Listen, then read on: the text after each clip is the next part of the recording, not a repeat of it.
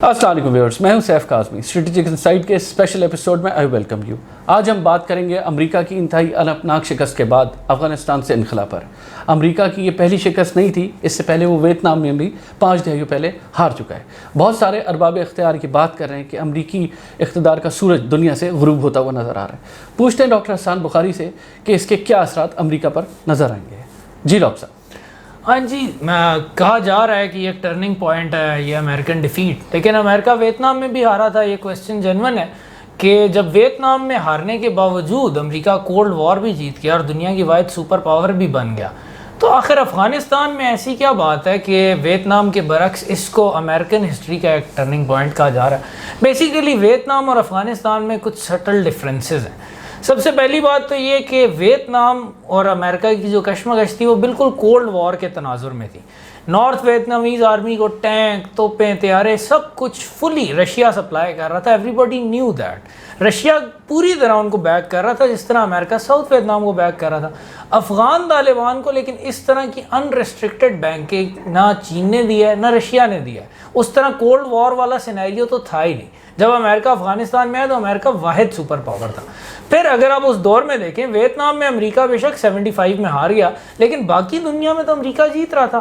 اسی دہائی میں مڈل ایسٹ میں، جس میں عرب اسرائیل جنگ چل رہی تھی کولڈ وار میں، اور عرب سوویٹس کے کلائنٹ تھے اور اسرائیل امریکہ کا کلائنٹ تھا، 70s میں امریکہ وہ مکمل طور پر اس تھیٹر میں جیت گیا، بلکہ اس طرح مکمل طور پر جیتا کہ عرب کلائنٹس نہ صرف ہار گئے، ہیوملیٹ ہو گئے رشیا کے، بلکہ وہ امریکہ کی باہوں میں چلے گئے اور انور سادات نے امریکہ کی سیادت قبول کر لی۔ اس کے علاوہ رشیا کا کوئی پازیٹیو ایم نہیں تھا ویتنام میں، لیکن افغانستان سے ایک پازیٹیو اسٹریٹجک ایم نکل رہا ہے اب چائنا کا، جو کہ BRI belt and road initiative. اس میں افغانستان کافی اہم ہے کیونکہ BRI کا فلیگ شپ پروجیکٹ ہے CPEC، اور CPEC کے ساتھ اگر افغانستان بھی لنک ہوتا ہے تو CPEC کو سینٹرل ایشیا سے لنک کرنا بہت آسان ہو جاتا ہے۔ اور یہ جو ایک گریٹ گیم امریکہ اور چین کے درمیان چل رہی ہے، اس میں امریکن شکست کے بعد چائنا کو ایک بہت بڑا ایڈوانٹیج مل گیا، جبکہ ویتنام کی شکست کے بعد رشیا کو کوئی ایسا اسٹریٹجک ایڈوانٹیج حاصل نہیں ہوا تھا۔ ان کو بس یہ ایک ایڈوانٹیج ملا تھا کہ امریکہ ویتنام سے چلا گیا، بٹ دیٹ واز آل۔ تو یہ کچھ ڈفرینسز ہیں جس وجہ سے افغانستان کو ایک ٹرننگ پوائنٹ کہا جا رہا ہے۔ پھر امریکنز کی کولڈ وار میں جو ڈومیننس تھی وہ ملیٹریلی اتنی سیکیور نہیں تھی، باقی سب سفیئرز میں وہ ڈومیننٹ تھے۔ ابھی the shoe is on the other foot۔ اب امریکہ ملیٹریلی تو چین سے انڈسپیوٹڈلی اسٹرانگ ہے، لیکن باقی ساری چیزوں میں چین آؤٹ پرفارم کر رہا ہے۔ تو اگر یہ افغانستان کی شکست ایک نئی کولڈ وار کا بھی آغاز کرواتی ہے تو کولڈ وار میں ایڈوانٹیج اس ملک کو ہوتا ہے، اس کی اکنامک اور اسٹریٹجک ڈیپتھ زیادہ ہے، اور اس وقت ایسے لگ رہا ہے کہ شاید چائنا اس میں آگے بڑھ رہا ہے۔ ڈاکٹر صاحب، 9/11 کے بعد ورلڈ ٹریڈ سینٹر پر حملہ ہوا اور امریکہ نے وار آن ٹیرر ڈکلیئر کر دی دنیا پر، اور جس افغانستان پر بھی اس کا حملہ ہوا، عراق پہ بھی حملہ ہوا۔ اس سے پہلے امریکہ ایک سپر پاور کے طور پہ دنیا پر حکومت کر رہا تھا، دنیا پر رول کر رہا تھا، اس کے بغیر، اس کی مرضی کے بغیر کسی بھی کانٹیننٹ میں کوئی چیز ہلتی نہیں تھی۔ اس جنگ سے ہارنے کے بعد، اس جنگ سے نکلنے کے بعد اس کے سامنے ایک نئی ابھرتی ہوئی سپر پاور آ رہی ہے جو کہ چین ہے۔ آپ کیا سمجھتے ہیں کہ اب ان 2 سپر پاورز میں سے چائنا کیا زیادہ بڑی سپر پاور نہیں ہے؟ چائنا جو ہے وہ اب امریکہ کے کمپٹیشن میں تو آ رہا ہے، اور وار آن ٹیرر پہ جو امریکہ کا فوکس تھا نا، اس نے چین کو بہت ہیلپ کیا۔ ایک سٹڈی ہے 1999 کی، Chinese Peoples liberation arm forces کے 2 کرنلز نے لکھی تھی، کرنل چاؤ لانگ اور کرنل وینگ نے۔ اس کا نام ہے انریسٹرکٹڈ وارفیئر۔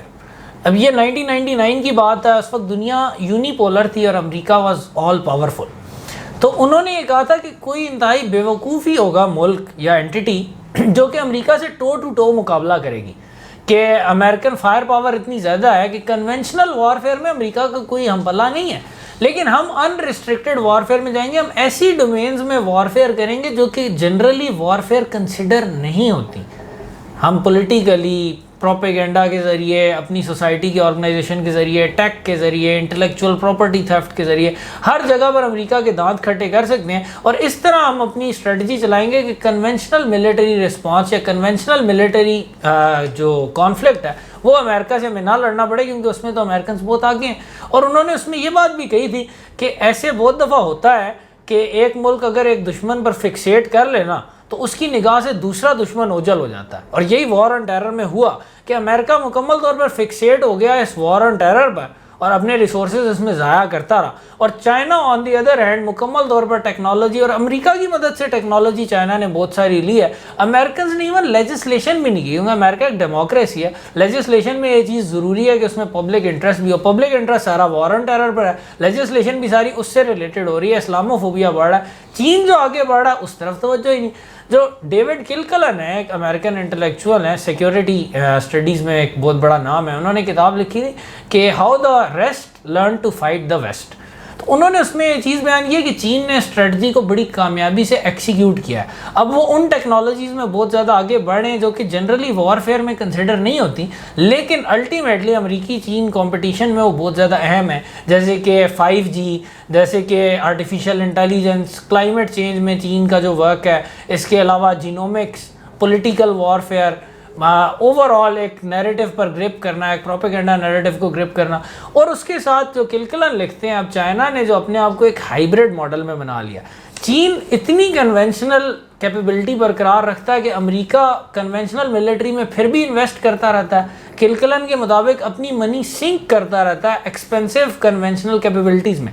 اور ساتھ ہی یہ ان ریسٹرکٹڈ وارفیئر والی ڈاکٹرن بھی پیرلل میں چل رہی ہے, جس میں چین ایکسپینڈ کر رہا ہے اسکوپ آف آپریشنز, اور ہر نئی قسم کی ٹیکنالوجی میں جیسے کہ سائبر ٹیکنالوجی ہے اس میں امریکہ کو پیچھے چھوڑنا چاہ رہا ہے کہ اس طرح چین امریکہ کی سیکیورٹی کو بھی کمپرومائز کر دے گا اور امریکہ کی گلوبل ڈومیننس کو بھی. اور اس سارے منصوبے میں چین کو امریکہ سے یہ بہت بڑی ہیلپ ملی کہ جب امریکی اسامہ بن لادن کو تورا بورا میں ڈھونڈ رہے تھے, یا ان کی ساری توجہ عراق اور افغانستان پر لگی ہوئی تھی, اور وہ پوری دنیا میں لوگوں کو پن پوائنٹ کر رہے تھے, اپنے سارے انٹیلیجنس ریسورسز انہوں نے عمر خالد شیخ یا اس ٹائپ کے لوگوں پر لگائے ہوئے تھے.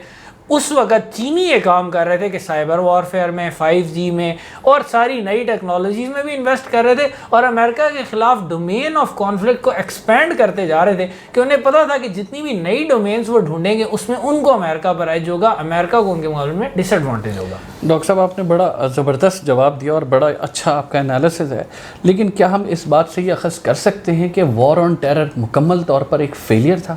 جی, وار آن ٹیرر تو ایک ایسا فیلئر اس کو امریکہ بھی مان گیا. امریکہ کی جو 2018 میں ڈیفنس پالیسی سامنے آئی تھی اس میں انہوں نے کہا تھا کہ اب ہمارا فوکس ٹیررزم پر نہیں ہوگا بلکہ انٹر اسٹیٹ اسٹریٹجک کمپٹیشن پر ہوگا. انٹر اسٹیٹ سے مراد بڑا کلیئرلی چائنا ہے, اسی کو اپنا رائیول سمجھتے ہیں. اب انہوں نے یہ کہا کہ ٹیررزم والی وار, کیا دنیا سے ٹیررزم ختم ہو گیا تھا 2018 میں؟ امریکہ جس کو ٹیررزم کہتا ہے کیا وہ ختم ہو گیا تھا؟ داعش ابھی بھی ہے, طالبان بھی ہیں, ان کو بھی ٹیررسٹ کہتے تھے, القاعدہ بھی ابھی ہے, اس کو بھی ٹیررسٹ کہتے تھے, اس کو تو انہوں نے ہرایا نہیں. تو وار اگینسٹ ٹیرر اپنے ان ایمز میں بھی ناکام ہوگی جو انہوں نے رکھے تھے, لیکن اس کے ساتھ ایک ان انٹینڈڈ کانسیکوینس یہ ہوا کہ اس نے چین کو بھی آگے بڑھ کے امریکہ کے مقابلے میں آنے کا موقع دے دیا. تو یہ سنگل فیلئر نہیں, یہ ڈبل فیلئر ہے امریکہ کا. ڈاکٹر صاحب ایک اور چیز نظر آ رہی ہے, اب ہم اپنے خطے پہ بات کرتے ہیں. ہمیں یہ پتہ ہے کہ چین اور امریکہ ایک تصادم کی طرف جا رہے ہیں. خطے میں ہمارے پاس امریکہ کا سب سے بڑا اتحادی جو ہے وہ بھارت ہے.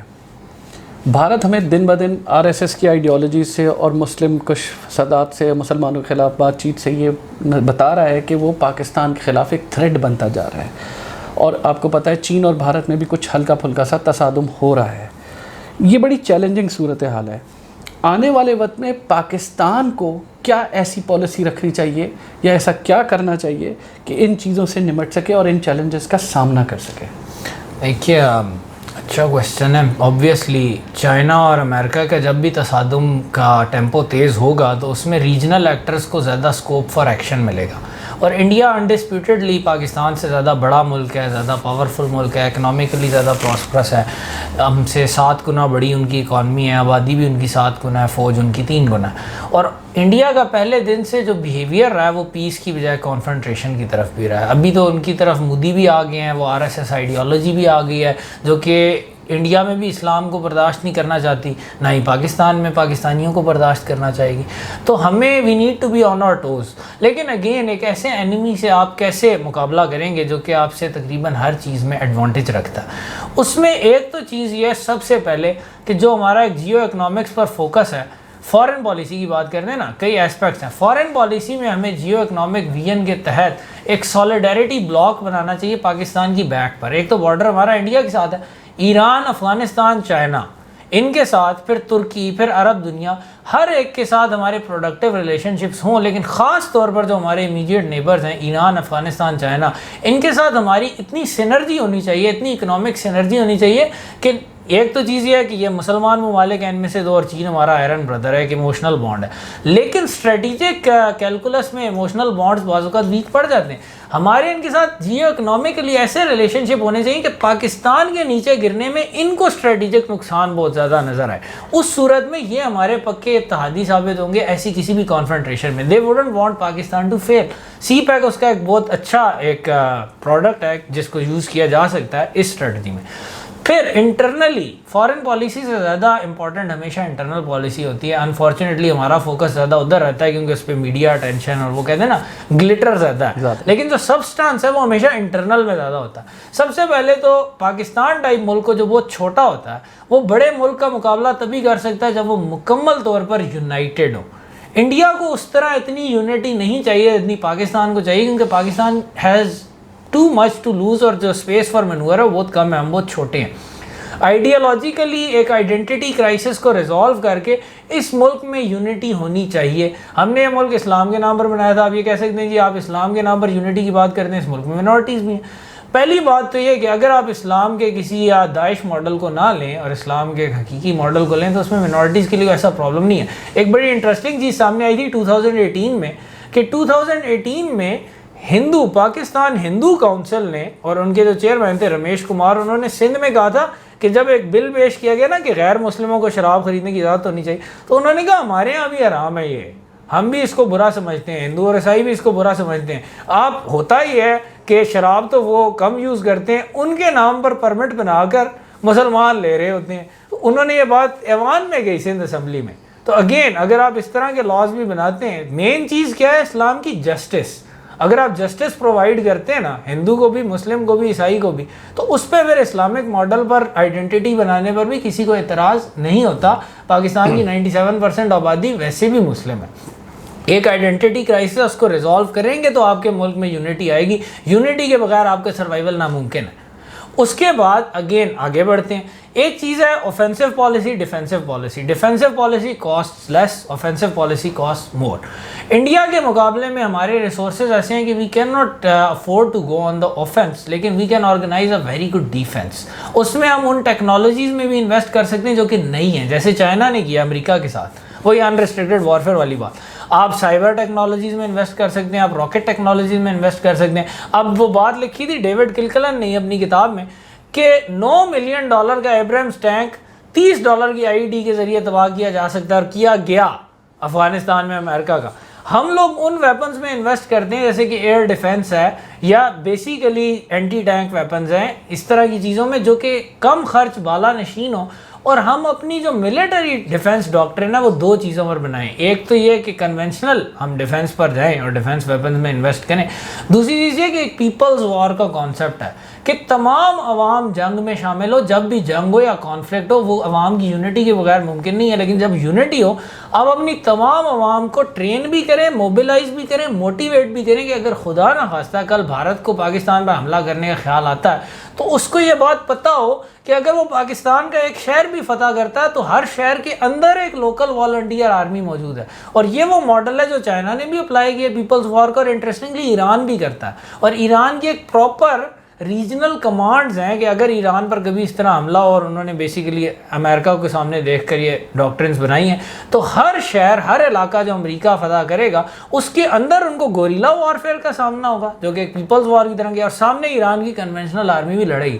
اس طرح کی ٹو فیس تھریٹ کا مقابلہ پھر انڈیا نہیں کر سکے گا، اس کو پاکستان پر اپنی اوفینسو انٹینشنز ابینڈن کرنی پڑیں گی۔ اور اگر انڈیا کو یہ بات پتہ چل جاتی ہے، ابھی تو ان کا خیال ہے کہ پاکستان ویک ہے، وہ سارا دن ایگریسو نیس میں رہتے ہیں۔